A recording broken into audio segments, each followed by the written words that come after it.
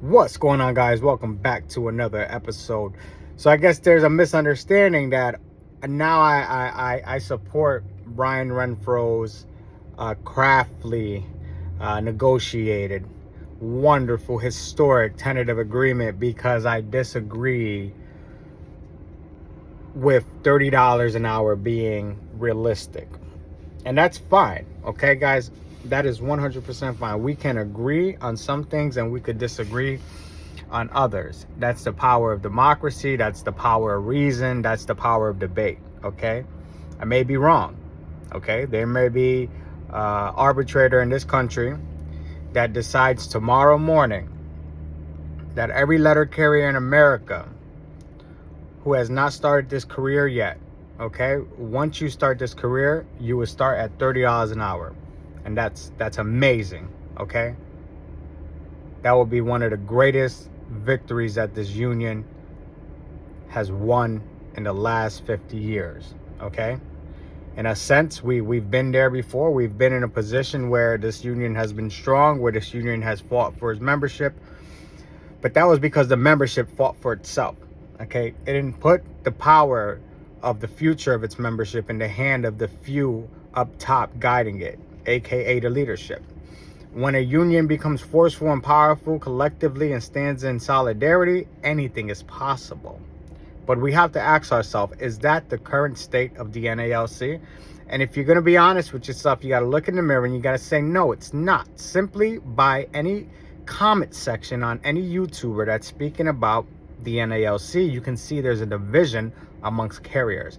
It's not only amongst table 1 and table 2, but it's amongst generations. It's Gen Z versus millennials versus Gen X versus the boomers. Okay, guys, there are too many divisions within this union for it to accomplish anything worthwhile to any one group.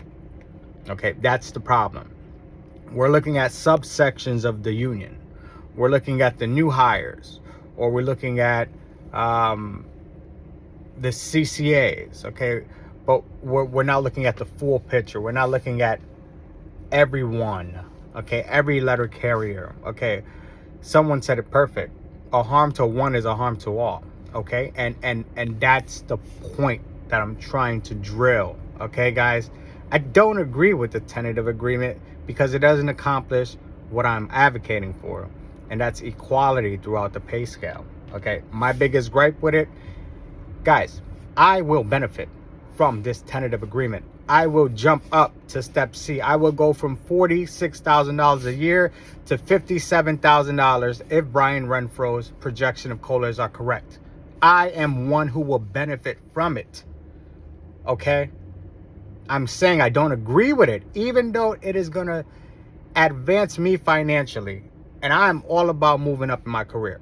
I'm all about finances. I'm all about money. If I'm being 100% honest, that's the biggest thing that drives me in my life. And I'm just being real. For someone like me who is driven by career success, by goals, by ambition, by monetary, by achieving great material successes in life, and for me to have a calm head and understand that this contract is going to screw me in the future, okay? I'm taking a stance against instant gratification today to preserve the future of my career later on, okay? And we are all entitled to our opinions. That's fine. That is 100% fine. But the last thing I'm going to do here is sit here and use a platform, you know, for the sake of spreading false information or hope for something that may not be realistic. Okay, guys? It may not be realistic unless, okay? There's always possibilities. We live in a universe where things can happen at the snap of a finger, right? How do we achieve that? That's by standing in solidarity and becoming unified. But again, for the reasons that this union is not standing together, this contract only offers more division. And it's going to divide. Let me repeat myself because, you know, sometimes you have to speak in a way where someone in the simplest understanding of language can understand what you're going to say. Okay. The only way that happens, okay, is by sticking together. Okay. By solidarity, by unifying. Okay. Is it realistic? Can it happen? It can. But it takes the union to fight as a union. Any division within the union just cause more deflection towards the main goal of what a union stands for. Okay. And that's solidarity. That's masses of people standing for the same thing. The last thing that we want to do here is allow our momentum to shift, where we can't influence any arbitrator to align with our goal. Okay. Ultimately, our goal is that every letter carrier gets a substantial raise increase, but that's not the only thing we're losing in this contract. We're going to be losing certain protections when it came to our office standards. Okay. We're going to be losing certain protections or preferences that we have with our overtime situation. Okay. We're going to understand that there's going to be a higher cost associated with our healthcare insurance. Okay. We're not getting enough funding to support a full uniform policy. Okay. We still have yet to achieve a 100% COLA. Okay.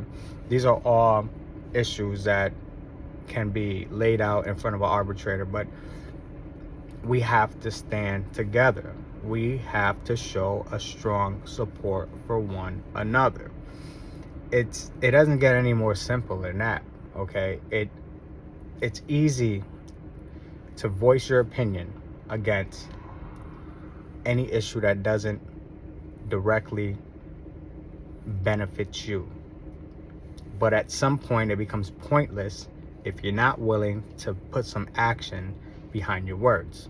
Okay? It is easy to disagree. It is easy to argue. It is easy